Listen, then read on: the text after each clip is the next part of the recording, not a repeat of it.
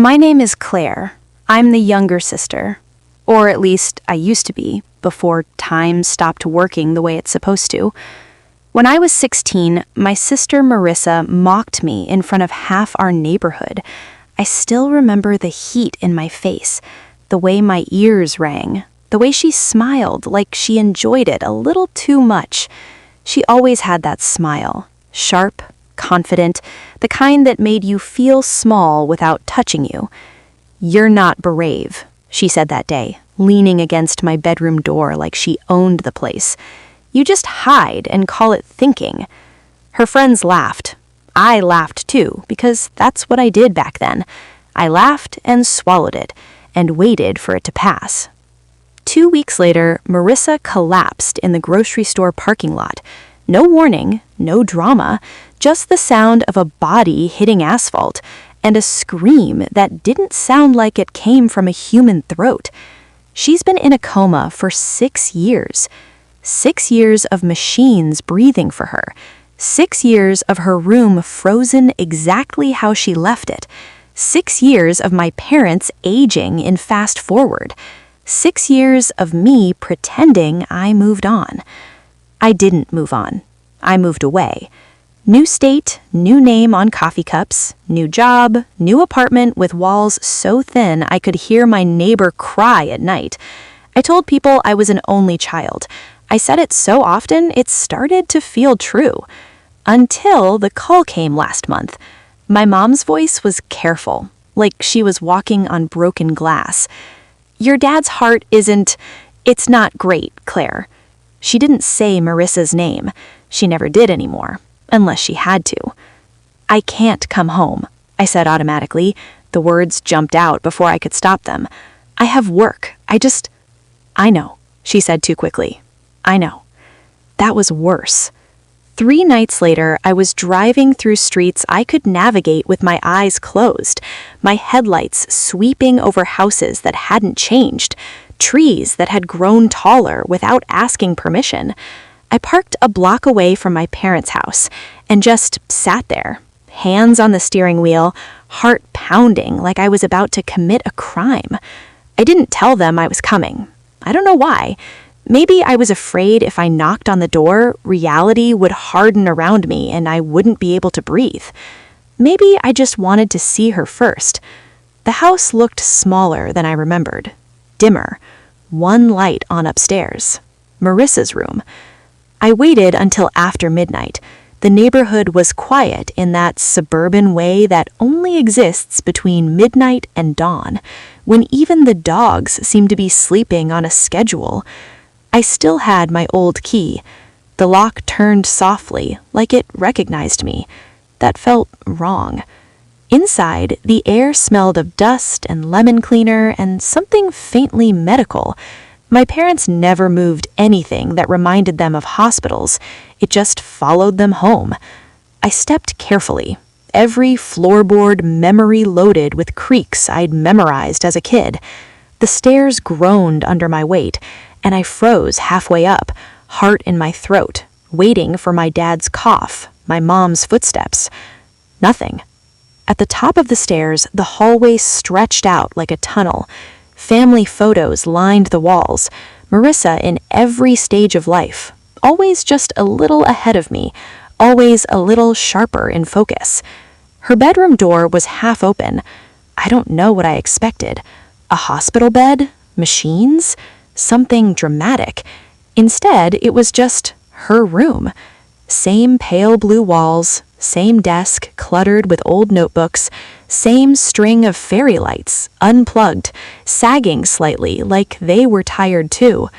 And in the bed, under the same quilt she had since college, was my sister. Smaller than I remembered. Paler. Her hair was longer, brushed neatly, braided loosely over one shoulder. Someone, my mom, had changed her pajamas. Soft cotton, flowers. She looked asleep. That's the cruelest part of comas. They look like rest. I stood there, fingers digging into my palm, telling myself not to cry. I hadn't cried about Marissa in years. Not really. I wasn't about to start now.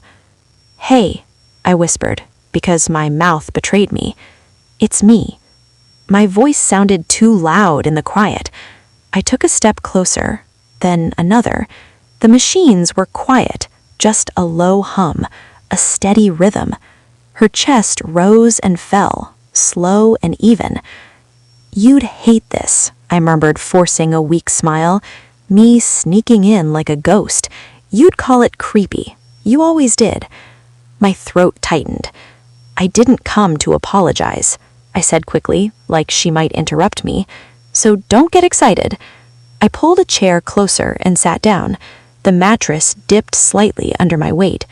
I stared at her face, trying to find the sister I knew inside it, the one who rolled her eyes at me, the one who mocked me because it was easier than being kind.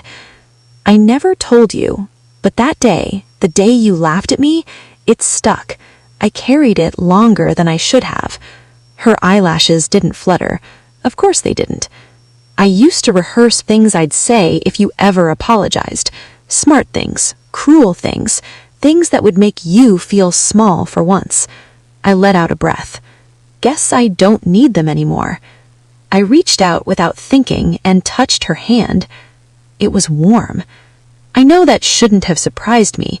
I knew, logically, that she wasn't cold, that she was alive, but the warmth jolted through me like a shock.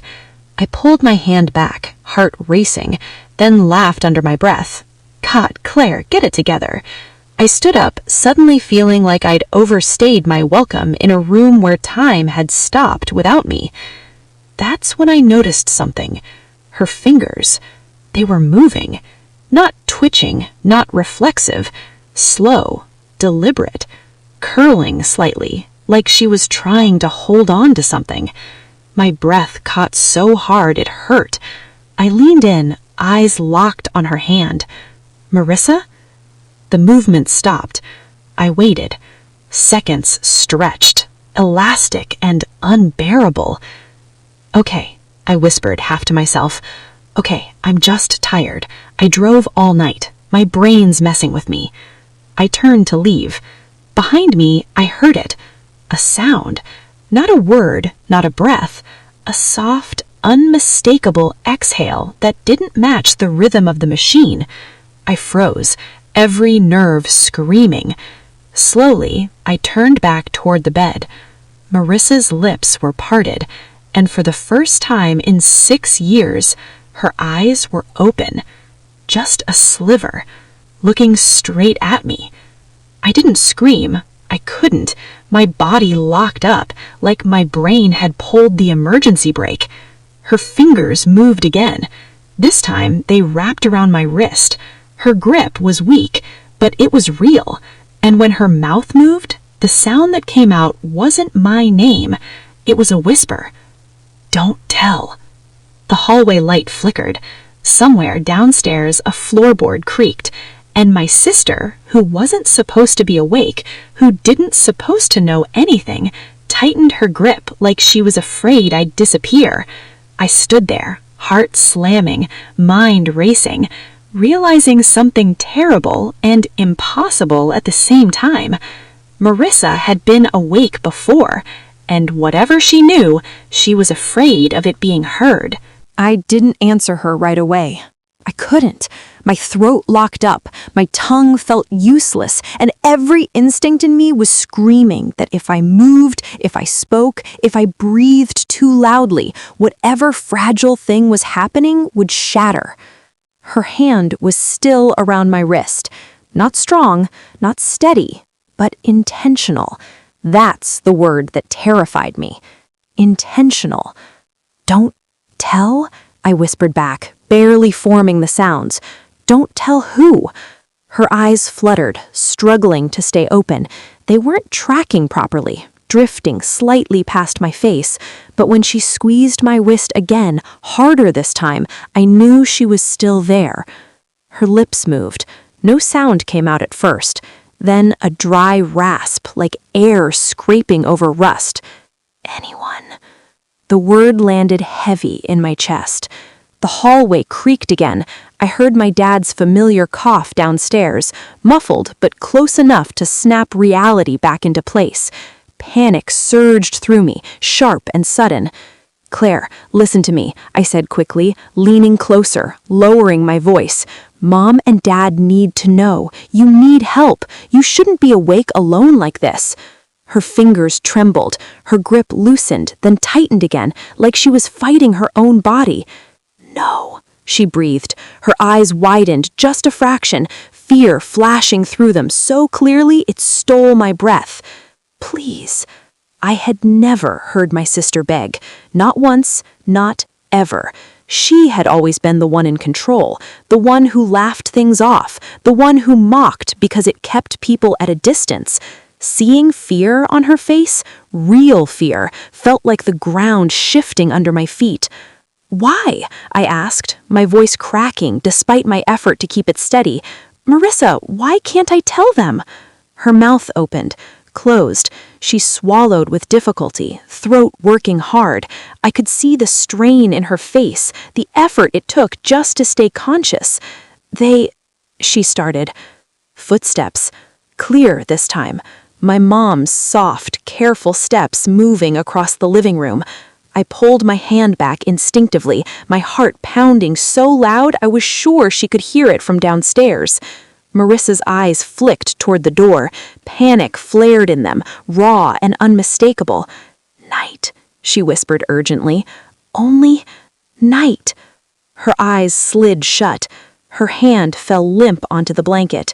For a second, I just stood there, staring, waiting for her fingers to move again, for her eyes to open, for anything to prove I hadn't imagined it. Nothing. The machine hummed steadily, cruelly indifferent. "Claire?" my mom called softly from the bottom of the stairs. My whole body jolted. I wiped my face with shaking hands, forcing my breathing to slow, smoothing my expression the way I'd learned to do years ago when I wanted people to believe I was fine. "Yeah," I called back, surprised my voice didn't completely betray me. "I'm here." I stepped into the hallway just as my mom reached the top of the stairs. She froze when she saw me, her hand flying to her mouth. "Oh my God, Claire?" She crossed the distance in 2 quick steps and pulled me into a hug that smelled like laundry soap and exhaustion. I held on to her, my arms tight around her shoulders, my eyes open and staring over her shoulder at Marissa's door. "When did you get in?" she asked, pulling back to look at my face. Her eyes scanned me like she was checking for injuries. "You didn't call." "I couldn't sleep," I said. It wasn't a lie, not really. "I just needed to see you." Her smile wobbled. "You could have woken us." I glanced past her, into the room. I did see her. My mom's expression softened in that familiar, aching way. "I know," she said gently. "You always check on her when you come, even before you moved away." That made my stomach twist. "I didn't come back much," I said quietly. "You came enough," she replied. "She liked it when you were here, even if she couldn't say it." I swallowed hard. "She's the same?" I asked, hating how casual I sounded. My mom nodded. Her doctors say her vitals are stable, no changes, same as always. No changes. The words echoed in my head, clashing violently with what I'd just seen. I forced a nod, pretending acceptance, pretending ignorance, pretending my world hadn't just tilted off its axis. "I'm going to make some tea," my mom said after a moment. "You look exhausted. Come downstairs when you're ready." "Okay," I said. She kissed my cheek and turned away, her steps slow and careful again, like she was afraid of breaking something invisible. I waited for her steps to fade. Then I went back into Marissa's room and closed the door softly behind me. I stood there in the dim light, staring at my sister's face, searching for any sign, any flicker that she was still awake. Nothing. "You scared me," I whispered, my voice trembling now that I was alone again. "Do you have any idea how messed up that was?" Silence. I pulled the chair back and sat down again, my knees weak. My heart was still racing, my thoughts crashing into each other in a mess I couldn't untangle. She said night, only at night. That meant this wasn't the first time. How long? I asked quietly. How long have you been doing this? Her breathing stayed slow and even. I leaned forward, elbows on my knees, hands pressed together like I was praying, even though I didn't believe in it anymore. You asked me not to tell, and I don't know why, but I think I won't. Not yet. Saying it out loud felt dangerous, binding. I need to understand, I said. You owe me that. Her fingers twitched, just once, barely noticeable, but enough to make my skin prickle and my pulse spike all over again. I stayed in that chair until the sky outside her window began to lighten, my mind racing with questions I didn't want to ask and answers I was afraid to hear. Because deep down, beneath the shock and fear, a colder thought had started to take shape. If Marissa could wake up at night, then someone else might already know. And if she's this scared of being heard, it means whatever happened to her 6 years ago hadn't ended in that parking lot. It had followed her home, and now, somehow, it had found me too. I didn't sleep the next day, or the day after that. I stayed in my childhood bedroom, staring at the faint cracks in the ceiling, listening to the house breathe around me. Every sound felt amplified. The refrigerator humming, pipes knocking, my dad's uneven footsteps moving slowly from room to room. Time moved differently here, slower, thicker. At night, though, night felt sharp. The second night, I waited. I told my parents I was jet-lagged, that I'd probably be up late. My mom gave me that sad, relieved smile she always used when she didn't want to ask questions that might push me away again. I didn't go to Marissa's room until after 1 a.m. I stood outside her door for a long time before opening it, long enough to convince myself I was being ridiculous, long enough to almost walk away. When I finally stepped inside, the room felt colder than the rest of the house, not temperature cold, empty cold. I sat in the chair, same position, same angle. My heart thudded like it was counting down to something. Okay, I whispered. I'm here. It's night. Nothing. Minutes passed. The machine hummed. Her chest rose and fell. Just when my shoulders started to relax, just when embarrassment began to creep in, her eyes opened. Wider this time. Focused. She turned her head toward me, slow and stiff, like the movement hurt. I sucked in a breath. You're doing it again. Don't say it like that. Her voice was stronger now, still rough, but undeniably her. You'll make it real. My hands were shaking. It is real. You're talking to me. She swallowed. Only when it's quiet enough. I leaned forward. Marissa, why? Her eyes flicked to the door, then to the ceiling, then back to me. They watch, she said. A chill slid down my spine. Who? She closed her eyes briefly, like the word itself hurt. People who don't like mistakes. That doesn't make sense. Neither does 6 years, she shot back weakly.